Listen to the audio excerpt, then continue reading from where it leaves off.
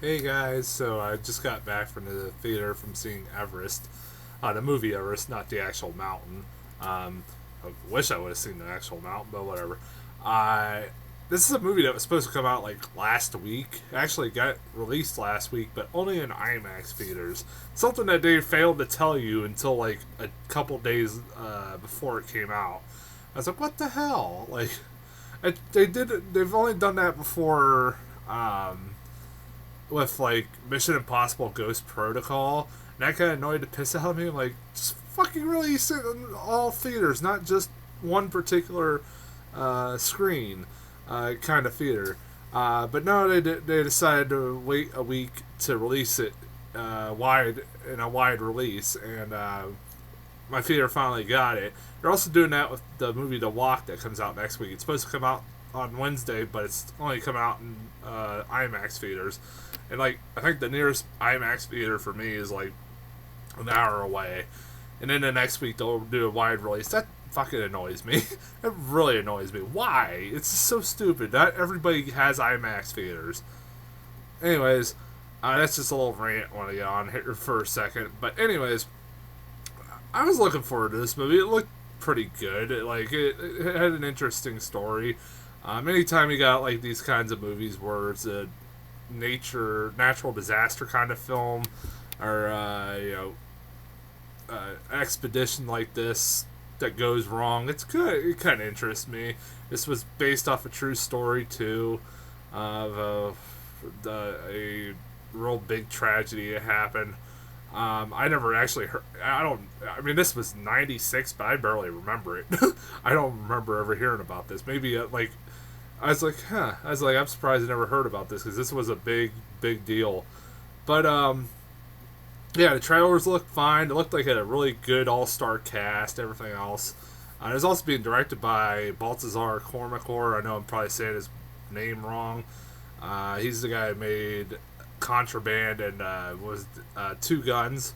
Two pretty good action movies. I liked both movies. I thought they were pretty good. So I was like, this is I like this guy enough. I want to see more of what he can do.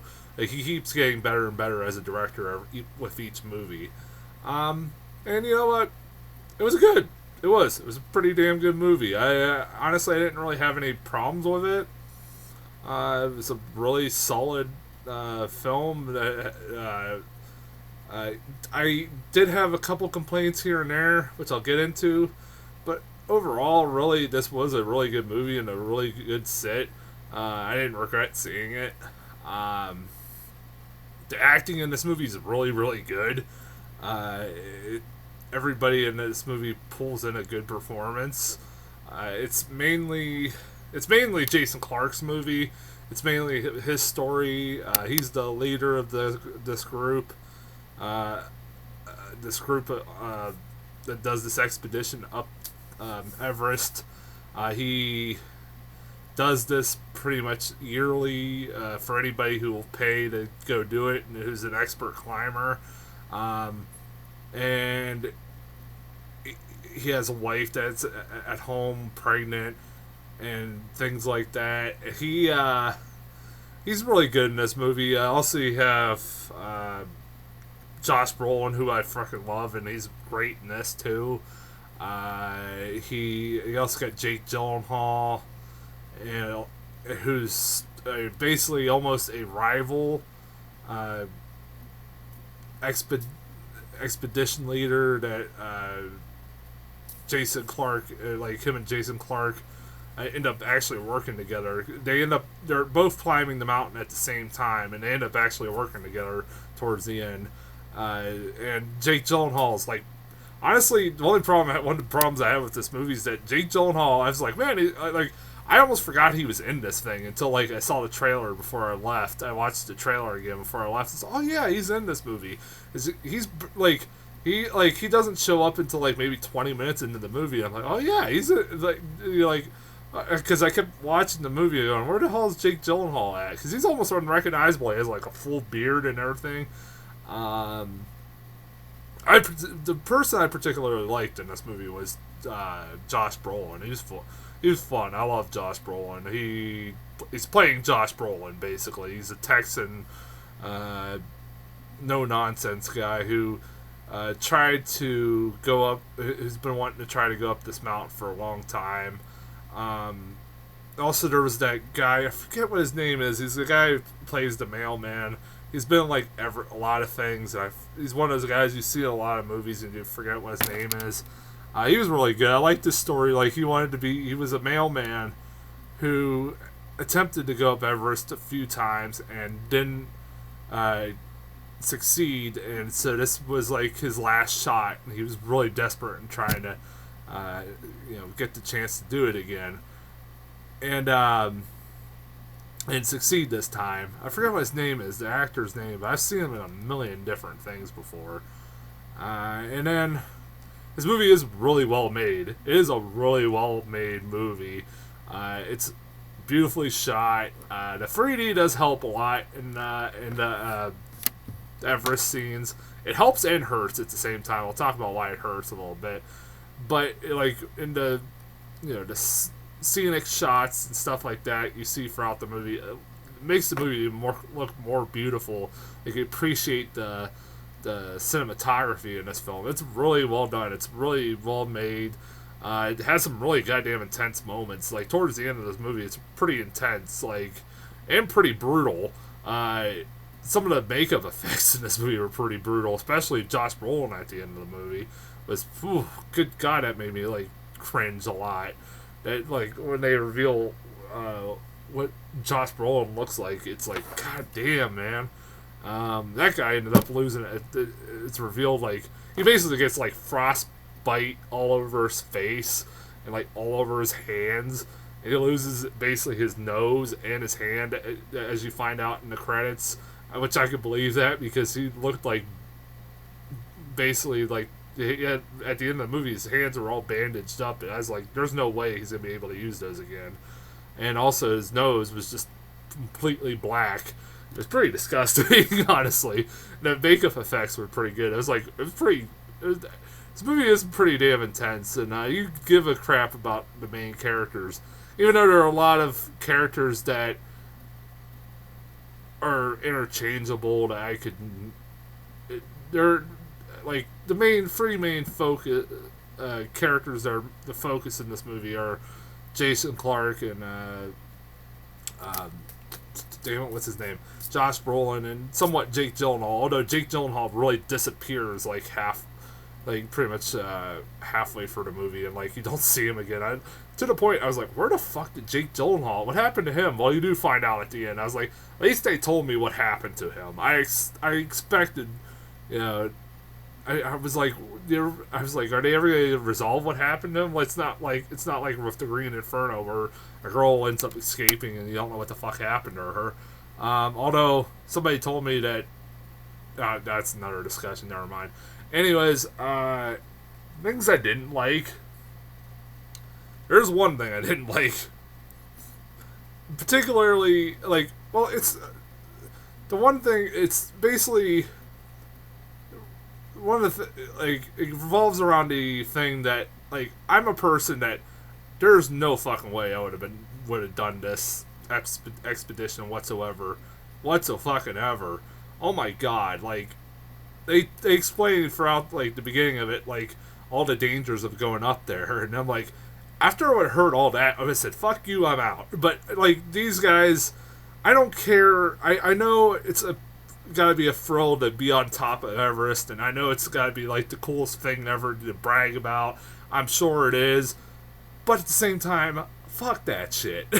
I'm not risking my fucking life. You could die a really painful death just to go up there, just to say you reached the mountaintop of Everest. And a lot of people die some really gruesome deaths in this movie, which it's but the one thing that drove me nuts, and I had to look this up, and I guess this did really happen, but this did drive me nuts.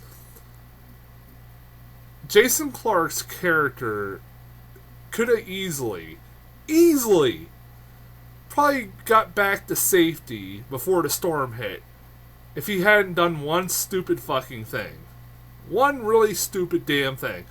In the movie, he reaches Everest, top of Everest, and just, and the plan. He has a plan that it says that he'll have a turnaround time of 2 o'clock. So it's about 2 o'clock, and he's finally getting down the mountain, and he comes across the guy who's the mail guy and the mailman, and he's struggling to get up there, and he's like, man, we gotta turn back. We have to turn back. We have to get out of here, and he knows there's a big risk if they don't do that, and there's a storm heading their way, which I forget.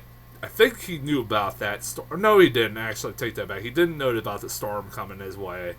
But he knew the risk, of farting around up on that mountain. So he tells, and the guy's like, "No, I gotta go up there. This is my last chance. I have to do it." He said earlier in the movie that Jason Clarke said earlier in the movie that he's there to make sure they get up and down that mountain safely. He can't promise they'll get to the summit, but he will promise that they will get up and down there safely. Well, what does he do? He basically goes back up the mountain with the guy who's, at this point, barely, able to walk and is losing oxygen, and risk his own life to go back up the summit so this guy can go up there himself. And guess what? It doesn't end very good for Jason Clarke and the mailman. I'm going to tell you that right now. Spoiler alert, it doesn't end well. If you know this true story, you know that it doesn't end well for all of them. And I sat there going, this whole thing could have been avoided. He could have probably easily got out of there if he wouldn't have done that one fucking stupid thing. That is fucking retarded. I guess that really did happen. If it didn't, that's even more infuriating, but I read somewhere it did, even though the guy who was the reporter in this that reported this says this movie is bullshit. I wonder if this is one of the things, is that was just like, come on, you're not that fucking retarded. He didn't even follow his own advice. I don't know, and it didn't end well for both of them. Especially when you have a fucking kid on the way. I wouldn't risk that, man. I'm sorry. I'm not trying to be disrespectful to the guy. I mean, that's but at the same time, it's pretty fucking stupid if he did do that. I don't know what else. Also, the 3D does hinder this movie a little bit. When it's dark out, the scenes are dark, and there's a blizzard going on, it's kind of hard to tell it's like I said, it's already dark and there's a blizzard going on. It's hard to tell with the 3D glasses sometimes what the hell is going on. Now, actually, it's not hard to tell what's going on. It's hard to tell who the fuck is in the scene. Sometimes I'm like, who the fuck is that? It's like I was having trouble figuring out who the hell was on the screen. Because of the 3D glasses made it even darker than the scene already was. But yeah, that was something that really hindered it a little bit. So I kind of say maybe not see it 3D. I don't know. It's a hard movie to say whether or not. The daylight scenes, it's easy to tell who's who, what's going on. And like I said, there also is the problem with this movie that there's a lot of characters that pretty much are interchangeable and they're really underdeveloped because this is a movie that has a lot of characters in this movie. I mean, that's gonna happen, but it's like I said, this movie is a good movie. It's a well-made movie, and I do recommend it. Do I recommend full price? I paid fucking $12 to see this movie. I don't think I'd recommend saying $12, but that's ridiculous. I swear they just upped the price again. I might be wrong on that, but I swear they upped the price again. If they did, that's ridiculous, Regal. $12 fucking dollars for a 3D matinee price. That's ridiculous. Yeah, so that's Everest. As far as previews, I had a few new ones. I'll try to go for them real quick here. I had the new trailer for Steve Jobs, which comes out in a couple weeks. The movie it looks like it'll be pretty good. I like that they're kind of showing the dick side of Steve Jobs and that he wasn't exactly the most likable guy. Um, but I'm hearing really good things about this. I'm still impressed by like how much they made Michael Fassbender look like Steve Jobs. Um, got the new trailer for Point Break. I still can't give a shit about that. It still looks stupid. Why are you calling it Point Break? I don't know. They do have references to surfers, but it's like, why the fuck do we need a Point Break remake, anyways? I don't know. Fuck it. That looks stupid. The Danish Girl. This is Eddie Redmayne. This is so fucking Oscar bait. This movie is so Oscar bait. If I've ever seen it, I don't know whether this will be good or not. And it's so Eddie Redmayne trying really hard to get another Oscar. He's playing a transvestite. Like it's a guy who dresses up as a girl in paintings, who's married and then has gender identity issues, and ends up getting a sex change and shit. Like, it's fucking weird. It looks really weird. Like, it's like, okay, it's obvious that he wants another Oscar, and it's also being directed by the guy who made The King's Speech and Les Miserables. So I don't know. And the last trailer I got was the new Jungle Book movie trailer. That looks alright, I guess. It's another live action version of Jungle Book, but all the animals are CGI, and some of them are pretty badly CGI'd. From the trailer, I can tell this is going to not be a very good. The CGI does not look very good. That's a pretty bad sign there. It's directed by Jon Favreau. I was looking up, I saw the list of names. They got, Bill Murray's going to be Baloo, which is pretty awesome. You have... Who else is in this? I'm looking this up one second here. Yeah, Bill Murray's Baloo. Scarlett Johansson's the snake in the movie. That's weird. I was like, okay, that was a little weird when I figured that out. Give me one second. Christopher Walken's King Louis. I can get behind that. Idris Elba's Shere Khan. I can get behind that. Ben Kingsley's the Panther in the movie. I forget what his name is. So I can get behind that. So I was like, alright, it's got some good casting decisions here and there. Scarlett Johansson as a snake is a little weird, but whatever. We'll see. That comes out next year.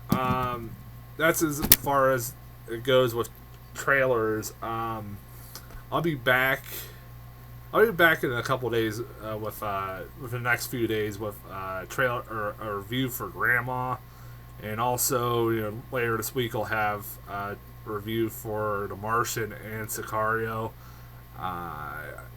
Both actually are getting a pre-screening, but both are at 8 p.m. and that's it. So I'm gonna have to go see one and not the other, and then have to see the other movie on the next day or whatever. That's the plan as far as that goes. And also, start in October, I'm going to do what I did last year, continue the tradition of doing all horror movie reviews throughout the month of October, including, I'll do horror movie reviews and also reviews for other movies that aren't horror movies. Like, we got what the hell, we got the Steve Jobs, and then we got The Walk, and then we got all that other stuff coming out. But until then, I will talk to you guys later.